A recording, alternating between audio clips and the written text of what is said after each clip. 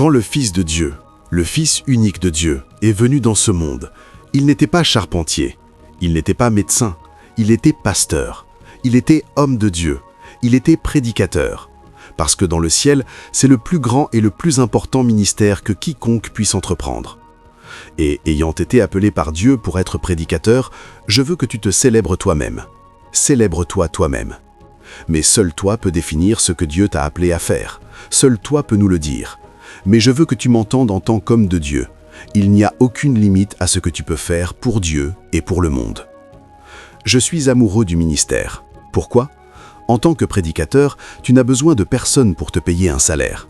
Ceux que Dieu utilisera à travers toi pour bénir, guérir et prospérer reviendront te bénir. Un jeune homme est venu tout droit de Lagos. Il n'est pas très bavard et il m'a dit « tu m'as fait ». Il était boy de maison ici à New York. Il est venu me voir et m'a dit « j'ai 8 frères. J'ai servi chacun d'eux comme boy de maison jusqu'à ce que je meure aussi boy de maison. Est-ce que Dieu peut me donner quelque chose de mieux à faire ?» Quoi que j'ai fait, quoi que j'ai dit, quel que soit le ministère que j'ai exercé sur lui, Dieu l'a nommé à un poste où il est devenu sénateur et l'un des plus riches de son État. Cette femme m'a demandé « Est-ce que je ne peux pas être comme lui ?» Ne me demande pas ce que j'ai fait, c'est une partie de mon secret, je ne te le dirai pas. Mais ils sont devenus des personnes qui ont une raffinerie à travers le monde. J'étais choqué. Cet homme m'a apporté 2 jeeps qu'il a achetés au prix de 2 bateaux, chacun coûtant 250 millions. Cela signifie que si tu peux être une bénédiction pour quelqu'un, Dieu fera en sorte que cette personne devienne une bénédiction pour toi. Même si tu ne le dis pas, j'ai un docteur qui aide ma cuisinière à cuisiner pour moi tous les jours, parce qu'elle est venue chez moi et m'a dit « Je vais me suicider dans ta maison parce que ma belle-mère dit que je suis une sorcière. J'ai mangé tous mes enfants, je n'ai pas d'enfants parce que je suis une sorcière, je veux mourir et je veux mourir dans ta maison. » Elle a dit « Oui, c'est le meilleur endroit pour mourir. » Qui a dit ça ? Ta punition pour ce que tu viens de dire maintenant sera ceci. Chaque année, un enfant. Mon ami, dis-moi un meilleur ministère que celui-ci. Elle m'a dit, si je tombe juste enceinte, seulement tomber enceinte, je me soumettrai pour être ta fille et je cuisinerai pour toi tous les jours. J'achèterai tes courses tous les mois. C'est une haute fonctionnaire. Et aujourd'hui, pendant que je parle, cette fille vient cuisiner pour nous tous les jours.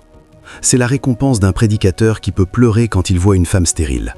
Ce qui fait pleurer un homme, c'est ce que Dieu veut qu'il résolve.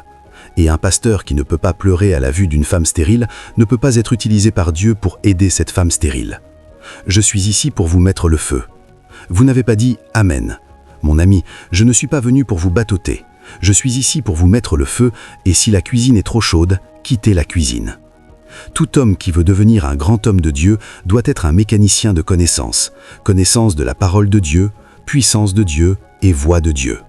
Tout homme qui veut être utilisé par Dieu doit être un homme qui halète, qui soupire, qui aspire et qui a faim de rejustice et de ce Dieu terriblement impressionnant. Je suis amené à lire le livre de Luc chapitre 4. Allons-y. Livre de Luc chapitre 4. Jésus, le Fils de Dieu, fut guidé par l'Esprit. Guidé par l'Esprit, oui, mais que signifie cela ? Il avait un désir contraignant, un désir inextinguible, un désir invincible d'être quelqu'un. Le livre de Matthieu chapitre 17 verset 21 montre que Jésus savait ce qu'il faisait. Il est allé dans le désert, il a jeûné et prié. Non, il n'est pas allé juste pour prier. Il est allé pour exprimer son désir contraignant, inextinguible, de se tenir là où Dieu pouvait l'utiliser puissamment. C'était une faim qui rien ne pouvait éteindre. C'était un désir que rien ne pouvait arrêter. Cet homme a renoncé à sa nourriture pendant 40 jours. Et pourtant, cette jolie fille, moi je renoncerai à ma nourriture pendant 1 mois et je dirai à Dieu, si tu ne me connectes pas, permets-moi de mourir. Et elle commencerait à m'accuser de vouloir se suicider et de vouloir faire de moi une vède. Je lui demanderai, que veux-tu ? Tu as rempli ton stade, un vrai stade de médias. Quel stade ? Un mauvais stade ? Qu'est-ce que tu veux, madame ? L'or dont je parle est bien plus grand que ce dont il parle. Je cherche des hommes qui sortiront de cette salle aujourd'hui et diront à Dieu, si tu ne me fais pas passer au niveau suivant de mon ministère et de ma vie, je préférerais mourir. Jésus a renoncé au plaisir qui l'entourait et est allé dans le désert. Combien de temps y est-il resté ? 40 jours et 40 nuits, afin que son Père loigne, afin que son Père le mette le feu, afin que son Père l'utilise pour essuyer les larmes de ceux qui pleurent. Nous avons des pasteurs qui ne sont pas touchés par la douleur que les autres traversent. Ils ne peuvent pas pleurer parce qu'une femme stérile est venue dans leur église et est repartie stérile. Ce soir, je cherche ceux qui diront à Dieu, c'est soit toi ou rien du tout. Il y a une onction qui peut m'aider à transformer les lamentations en rire. Cette grâce nous a été donnée. C'est le plus grand privilège sous le soleil. J'ai été chassé de chez mon oncle parce que j'étais né de nouveau. Mais pendant que je partais, il m'a donné une vision. Permettez-moi de la donner à mon père. Je lui ai dit « Oncle, ce petit garçon que tu chasses deviendra un grand homme. » Il m'a traîné en arrière et m'a donné une deuxième raclée parce que j'ai vu ce que lui n'a pas vu. Là où tu es aujourd'hui, je veux que tu m'entendes. Il n'y a de plus grand privilège que d'être un homme de Dieu. Pas de plus grand privilège. Je doute, j'étais à limite de tirer la technique sans demander d'argent à personne ni à la banque. Quand j'ai dit pour la première fois à ma femme, elle m'a dit que j'étais fou. Elle continue à me demander « Es-tu sûr ? Es-tu sûr que tu es venu dans ce monde avec ta tête ? Tu parles parfois comme un fou. » Les fous voient ce que les autres ne peuvent pas voir. C'est pourquoi ils dansent quand il n'y a pas de musique. Non, je lui ai d'abord dit que Dieu m'avait demandé de construire un hôpital dans notre village. Elle m'a dit « Tu es un fou. Un seul homme ne peut pas donner un hôpital. Un seul homme ? Non, un homme qui est prédicateur n'est pas un seul homme. Qu'est-ce qu'il est ? Et Dieu ? Non, il n'est pas un seul homme. » Nous sommes allés à Omaha, Nebraska, pour prêcher. J'ai vu 2 paralytiques assis sur de beaux sièges. Dieu m'a dit « Ces 2 filles que tu as totalement demandé de construire vont être construites à travers ces 2 filles. » Comme j'aime cela. Il a dit « Commande la santé dans leur vie. Fais-les marcher hors de cette beauté. Tout l'argent dont tu auras besoin te sera donné. » Juste comme ça, pour ton garçon, je lui ai dit « Pasteur Mike, ces 2 filles vont marcher à la maison maintenant. » Il a dit « Oh homme, ce n'est pas une église pentecôtiste. Ne fais rien de stupide. Je ne crois pas aux miracles. » Donc, si tu ne crois pas aux miracles, souviens-toi des miracles. Il a dit « Souviens-toi, je ne t'ai pas amené ici pour détruire mon ministère. Mike, pourquoi m'as-tu invité ? Ouais, je ne sais même pas pourquoi je t'ai invité. Maintenant, je sais que tu es un homme problématique. Hé, jeune fille, voulez-vous marcher à la maison ? Elles ont dit « Oui, monsieur. » Église, voulez-vous que ces 2 filles marchent ? Elles ont dit « Oui, monsieur. » Père, que ta puissance agisse, que les eaux se réparent. Toi, puissance de Dieu, au nom de Jésus, agis. Et elles sont tombées et se sont endormies comme des infirmières pentecôtistes. Quand elles se sont réveillées, elles ont commencé à dire « Nous pouvons marcher, nous pouvons marcher. » Et ce que tu ne célèbres pas n'arrivera jamais dans ta vie. Quand tu perds la capacité d'émerveillement et de surprise, tu fais partie des morts. Certains d'entre nous refusent de célébrer ce que Dieu a fait dans la vie des autres. Chaque témoignage est une annonce que ce que Dieu a fait peut être fait, sera fait dans ta vie. Votre applaudissement ne me donnera aucune offrande. Attendez, Dr Cathy, y a-t-il un groupe ici ? Parce qu'ils n'ont pas de groupe pour jouer pour moi, je vais partir. Ils sont assis si loin des instruments. Oh, vous ne sortirez pas des instruments ? Êtes-vous de mon côté ? Vous jouerez si je lance un chant, parce qu'un chant est une invitation que Dieu ne peut pas refuser. Alors disons à Dieu. Tu es le Dieu puissant, le grand je suis. Je suis. Dès que ces 2 filles ont commencé à marcher, s'il vous plaît, lisez mon livre « Even now you can have a miracle ». Les anciens de l'Église m'ont emmené dans le bureau et m'ont demandé « Que pouvons-nous faire pour encourager ton ministère ?» Je ne sais pas si vous avez remarqué que c'était Dieu qui parlait à travers ces étrangers que je ne connaissais pas. C'était Dieu qui honorait ma foi en lui. C'était Dieu qui ouvrait une porte que personne ne pouvait m'ouvrir. Je leur ai dit, Dieu m'a demandé de construire un hôpital dans mon village. Mon oncle est mort d'un simple malaria. Ma tante est morte d'un simple malaria. Cela montre que je viens d'un endroit arriéré. Les anciens de cette église m'ont choqué quand ils ont dit « Considère que c'est fait. Non seulement nous te donnerons de l'argent, nous te donnerons des médicaments, nous te donnerons des médecins et des infirmières, nous te donnerons les pharmacies. » C'est pourquoi j'ai traîné ma femme à ce sujet. J'ai testé les témoignages que j'ai donnés. Je ne les raconte pas pour vous rendre heureux. Je vous raconte une histoire vraie de ce qui s'est passé. Et j'ai une ligne à ajouter. Cette ligne, c'est que tu es le prochain à avoir un tel témoignage. Ce que Dieu peut faire avec A, il peut le faire avec B. Ton problème n'est pas un problème. Ton problème, c'est ton refus de croire que Dieu peut.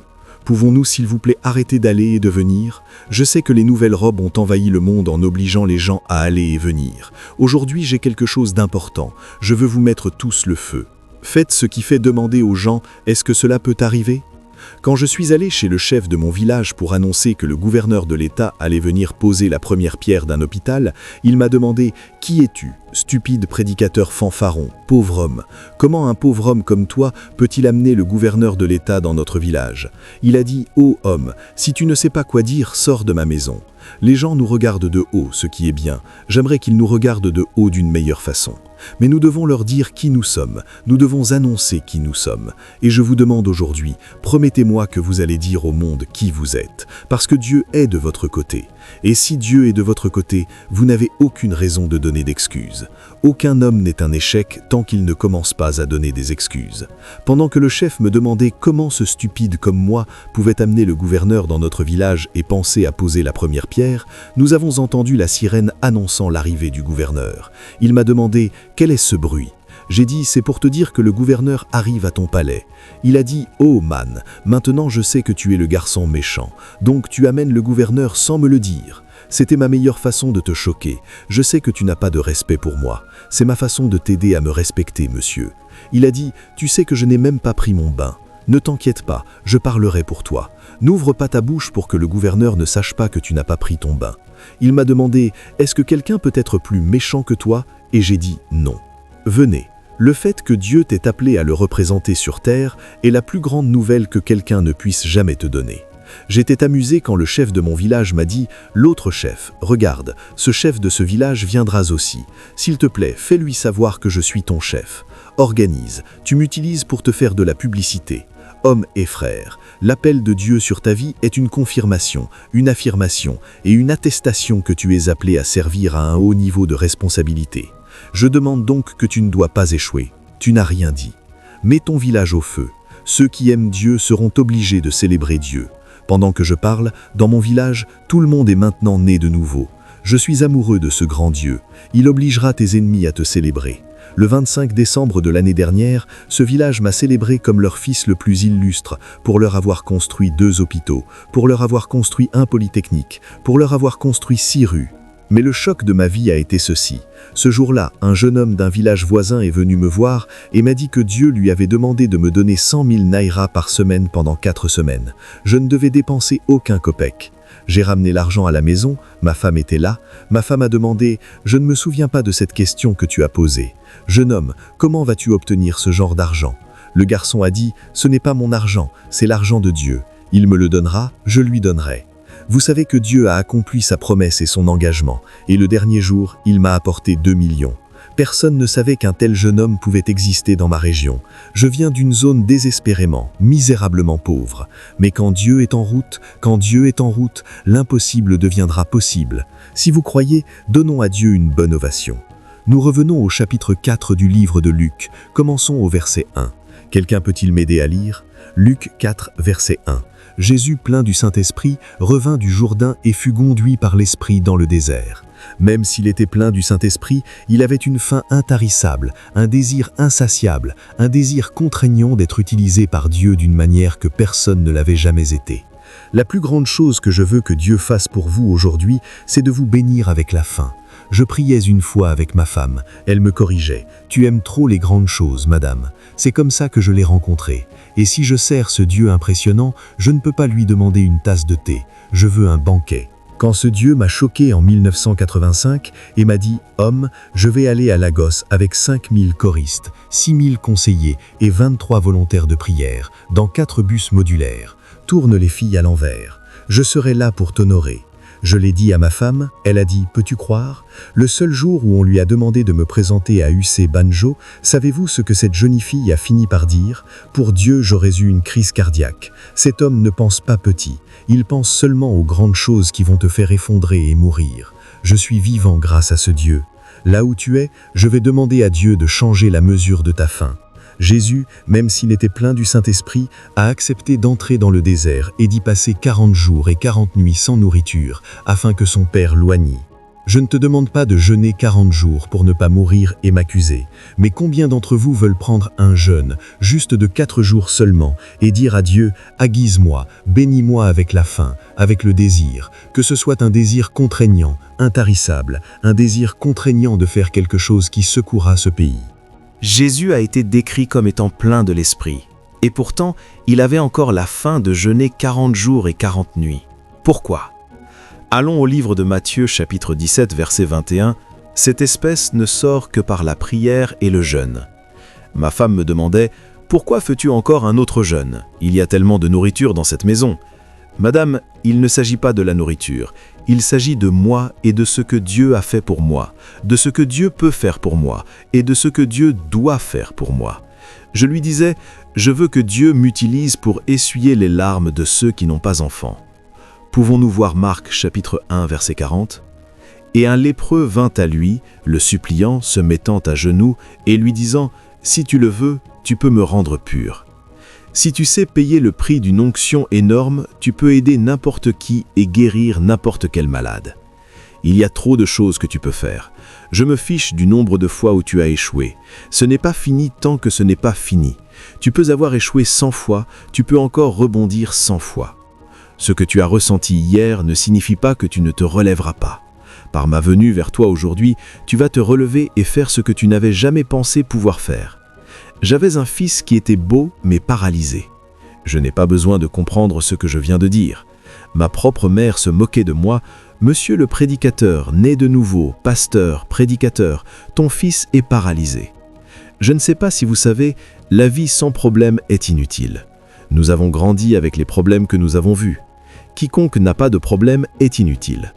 Avez-vous remarqué un manguier tordu ? Le meilleur manguier qui porte des fruits attirera le plus de bâtons et de pierres. Un arbre qui ne porte pas de fruits n'attirera ni bâtons ni pierres. Mais un arbre qui porte des fruits, quand les garçons vont à l'école, ils lanceront des pierres sur le manguier. Donc, ne demande pas à Dieu une vie sans problème. Puis-je prier pour toi maintenant que Dieu augmente tes problèmes ? Certains sont assis, d'autres sont debout. Où en sommes-nous ?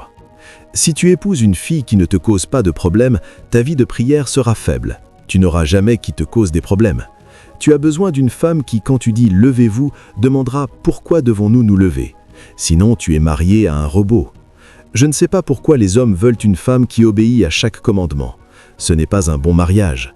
Tu as besoin de cette femme qui, quand tu lui demandes de se lever, demandera pourquoi. La vie sans problème est inutile.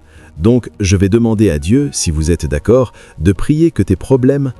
Le jour où j'ai dit à mon beau-père que j'avais le désir d'épouser sa fille, l'homme m'a choqué en disant « Oh homme, tout mariage entre vous deux ne durera pas plus d'une semaine. Tu es têtu et rebelle. Elle est têtue et rebelle. Tout mariage entre vous deux n'a pas d'avenir. » Et j'ai dit « Non, monsieur. Non, monsieur. Je viendrai avec Jésus, avec le Saint-Esprit, avec l'onction, avec la connaissance. Ce mariage sera le meilleur de cette communauté. » 8 ans plus tard, il m'a appelé chez lui et m'a donné 24 parcelles de terre pour avoir été un bon mari. Ne prends pas le chemin facile. Et la Bible dit que le chemin est étroit. Parce que certains d'entre vous sont apeurés, je ne prierai pas cette prière. Asseyez-vous.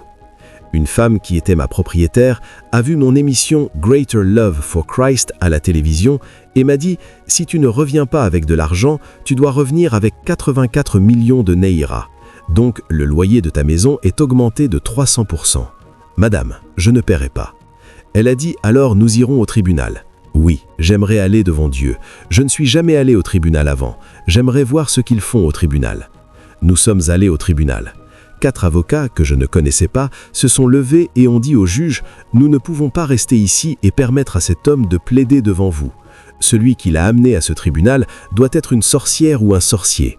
Cela n'arrivera pas. Nous ne le permettrons pas. » L'avocat de la femme s'est levé et a dit au juge « Quand on m'a demandé d'amener une femme, je pensais qu'on parlait de ma peur. J'ai amené cet homme. Je ne savais pas qu'on parlait de cette femme. Maintenant que je sais qu'on parlait de cette femme, je retire mes services à la femme. » La femme s'est levée et a dit au tribunal « Pouvez-vous maintenant voir que cet homme est un sorcier? Il vous manipule tous du bout des doigts. Pouvez-vous voir qu'un homme accusé de ne pas payer son loyer dirige le tribunal ?» Le juge a ordonné qu'elle soit arrêtée et elle a crié « J'ai amené cet homme au tribunal. Arrêtez-moi pourquoi? Pour insulter le juge? Combien d'entre vous croyez que vous êtes le prochain à avoir ce type d'expérience? » Le juge m'a dit « Demandez-leur qui est cet homme. » Ils ont dit « C'est l'homme qui anime l'émission de l'Évangile sur la chaîne 6. Oh, il devait le chercher. Je veux qu'il prie pour moi. Révérend, je viens chez vous ce soir pour la prière. » La femme s'est encore levée et a demandé au tribunal « Non, monsieur.